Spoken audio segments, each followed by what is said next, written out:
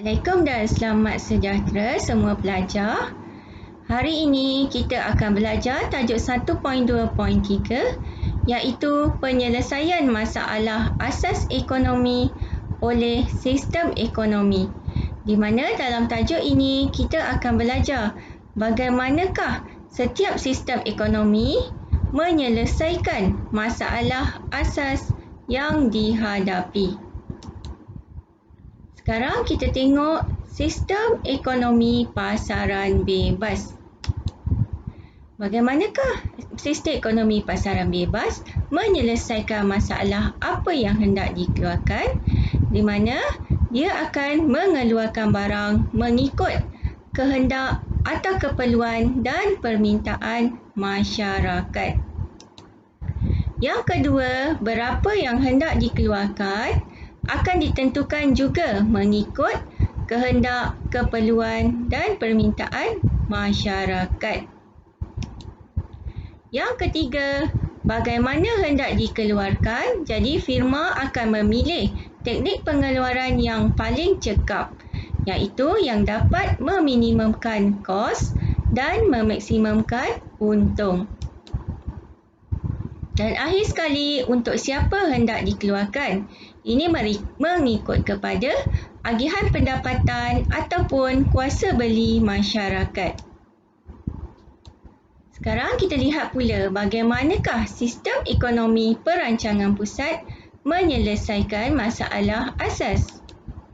Yang pertama, apa yang hendak dikeluarkan akan ditentukan oleh kerajaan. Berapa yang hendak dikeluarkan ditentukan oleh kerajaan. Dan bagaimana hendak dikeluarkan juga ditentukan oleh kerajaan. Untuk siapa hendak dikeluarkan, sistem ekonomi perancangan pusat mengeluarkan barang untuk semua rakyatnya. Okey, kita pergi pada sistem ekonomi campuran pula. Apa yang hendak dikeluarkan, iaitu firma ataupun swasta mengeluarkan barang mengikut permintaan masyarakat. Manakala kerajaan pula mengeluarkan barang awam. Berapa yang hendak dikeluarkan? Firma dan swasta mengeluarkan barang mengikut kepada permintaan masyarakat.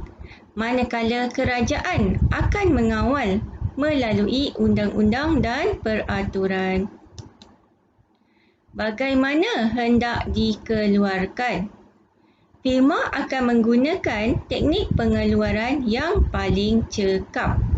Manakala kerajaan pula lebih memilih kaedah intensif buruh bagi mengurangkan pengangguran. Okey, yang keempat adalah untuk siapa hendak dikeluarkan, di mana firma akan mengeluarkan barang mengikut kuasa beli masyarakat, manakala kerajaan pula mengeluarkan barang untuk semua rakyat. Kita lihat contoh soalan dalam tajuk ini. Soalannya adalah, bagaimanakah sistem ekonomi campuran menyelesaikan masalah asas ekonomi tersebut? Jadi kita ambil contoh Malaysia senang. Jadi dalam Malaysia kita ada firma iaitu swasta dan ada kerajaan. Jadi bila nak jawab soalan sistem ekonomi campuran, kita mesti terangkan pasal pihak swasta dan juga kerajaan. Dua-dua sekali. Okey. Sekarang ni, apakah yang hendak dikeluarkan? Okey.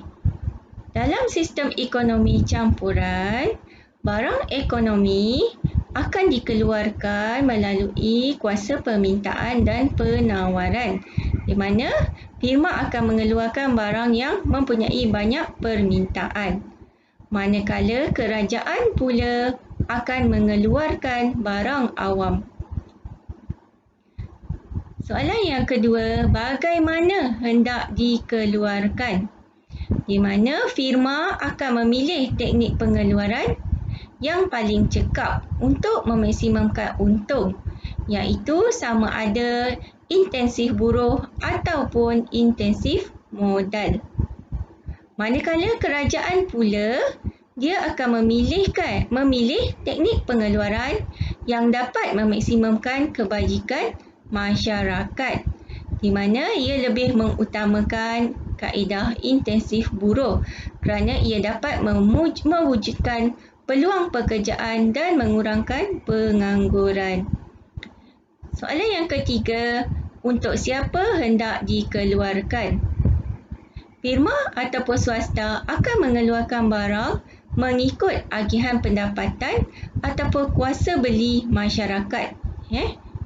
Manakala kerajaan pula, dia akan menyediakan barang awam untuk semua golongan masyarakat. Jadi sekian sahaja tajuk pada hari ini. Diharapkan semua pelajar dapat memahami pembelajaran pada hari ini. Dan sedikit kata-kata motivasi pada hari ini ialah, seberat apapun beban yang kamu hadapi saat ini, percayalah, semua itu tidak akan melepasi batas kemampuan.